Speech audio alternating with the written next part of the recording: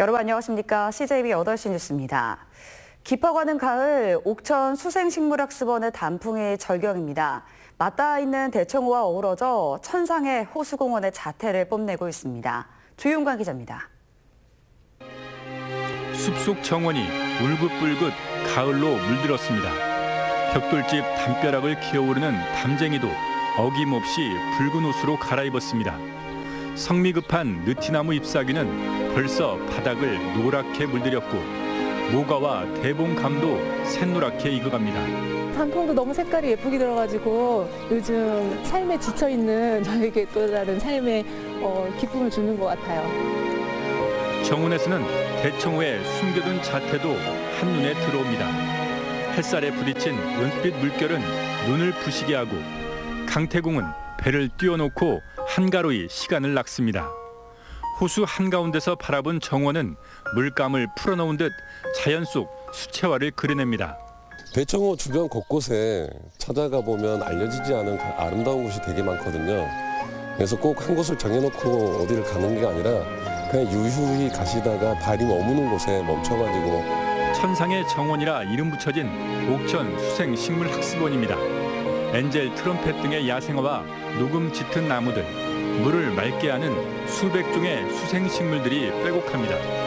지난 2003년부터 주서택 목사와 뜻을 같이 하는 지인들이 17년째 정원을 일구고 있습니다. 맑은 바람과 맑은 물 속에서 물들어가는 이 단풍이 대청호수 안에서 가장 절경인 이 천상의 정원입니다.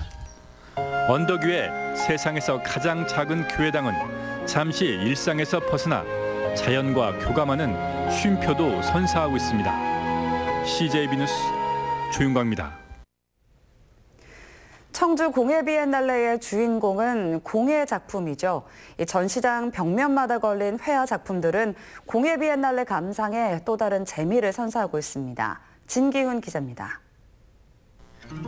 정교한 붓터치로 표현된 화려한 색감, 수많은 점들이 모여 만든 몽유도원은 보는 이들을 꿈속에 펼쳐진 아름다운 풍경으로 안내합니다. 작은 선들이 모여져가지고 되게 신기하더라고요. 색깔도 진짜 다양하게 썼고 색이 되게 조화로운 것 같아요. 한지와 먹 등 전통적 재료를 사용해 전통 채색화를 현대적으로 재해석했습니다. 옛날 우리 선조님들의 작품을 연구도 하고 또 생각하던 그런 과정에서 붓의 테크닉이라든지 그런 수없는 반복 도중에서 나온 결과가 아닌가. 전시장 벽면을 가득 채운 회화 작품들은 자칫 어렵게만 느껴질 수 있는 공예 작품 감상 속에 쉼터가 됩니다. 이런 기회가 있을 때 아예 공예나 다른 미술 작품이나 그 외 기타 여러 가지 장르를 이제 한꺼번에 한 곳에서 관람할 수 있으면 오히려 그게 더 좋은 것 같아요. 공예를 보시고 지루해지실 때 눈을 돌리시면 벽을 통해서 회화 작품이 나오는데 회화 작품은 아마 좀 더 직접적으로 관객에게 말을 걸 수 있는 작품들입니다. 공예 작품과 더불어 만나는 다양한 회화 작품들은 비엔날레 감상의 또 하나의 묘미가 되고 있습니다. CJB 뉴스 진기훈입니다. 열대과일 바나나가 주렁주렁 열린 모습을 이제 청주 도심에서도 구경할 수 있게 됐습니다. 무엇보다 어린이들의 체험학습장으로 인기가 좋다고 합니다. 이태현 기자입니다. 드넓은 비닐하우스 안 천장까지 높게 솟은 바나나 나무가 가득합니다. 아이들 키보다 더 큰 바나나 잎이 그늘을 만들며 열대 우림과 같은 환경은 어린이들에겐 신기함 그 자체입니다. 실제로는 잘 못 봤는데 여기 와보니까 정말 신기했어요. 하우스 안에 심어진 나무수만 300그루, 나무 한 그루에 달리는 바나나 수는 200개 정도입니다.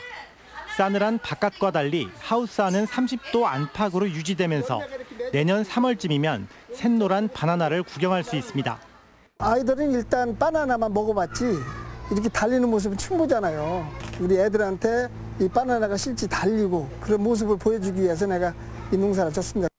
지구온난화의 재배기술의 발달로 이제 열대과일을 청주 도심에서 따먹을 수 있게 된 가운데 체험학습뿐 아니라 소득 작물로서의 가능성도 주목받고 있습니다.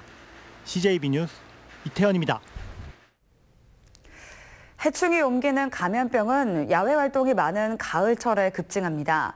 백신이 없어 예방도 쉽지 않은데요. 해충 기피제 자동 분사 시설이 대안이 되고 있습니다. 김기수 기자가 취재했습니다. 등산 등 야외 활동이 많아지면서 감염병 관리에 빨간불이 켜졌습니다. 진드기 매개 감염병 중 가장 많이 발생하는 쯔쯔 가무시증은 9월에서 11월에 집중됩니다. 심하면 사망까지도 이를 수 있는 중증 열성 혈소판 감소 증후군의 경우도 마찬가지입니다. 공통적으로 열이 많이 나거나 아니면 부역 구토 혹은 설사와 같은 위장관계 증상들이 일어날 수 있습니다. 진드기 매개 관련병 같은 경우에는 지금 현재 백신이 없기 때문에 야외 활동을 할 시에 오히려 좀 긴 옷을 입는다든지 해서 제천시가 이런 감염병 예방을 위해 해충 기피제 자동 분사기를 도입했습니다. 우선 등산로와 공원, 산책로 등 왕래가 잦은 곳이 대상입니다. 1회 분사로 4시간가량 해충의 접근을 막을 수 있습니다. 기피제를 개별로 챙기지 않아도 되고 조명 등이 있어 야간에도 사용할 수 있는 장점이 있습니다. 시민의 건강관리에 도움이 됐으면 해서 설치한 거니까 시민이 잘 활용하셔가지고 등산이나 야외 활동 하실 때 도움이 많이 됐으면 하는 마음으로. 다만 한 번에 많은 양을 뿌리거나 얼굴과 상처가 있는 피부에는 사용하지 말 것을 당부했습니다. CJB 뉴스 김기수입니다. 충청북도는 오는 8일부터 일회용품 사용 저감 조례를 시행합니다. 이에 따라 도와 도의회가 주최하는 행사에서는 일회용품을 사용하지 않고 도 본청과 직속기관, 도의회는 재난 안전 상황 등 불가피한 경우에만 일회용품을 사용할 수 있게 됩니다.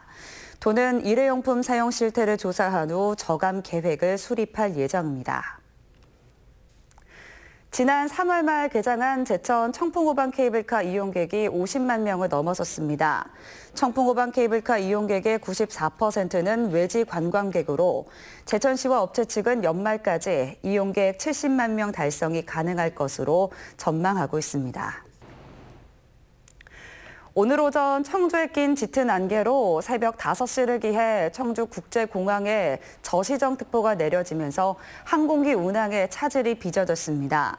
한국공항공사 청주지사 등에 따르면 오늘 오전 이착륙에 차질이 빚어지거나 회항한 여객기는 모두 20편입니다.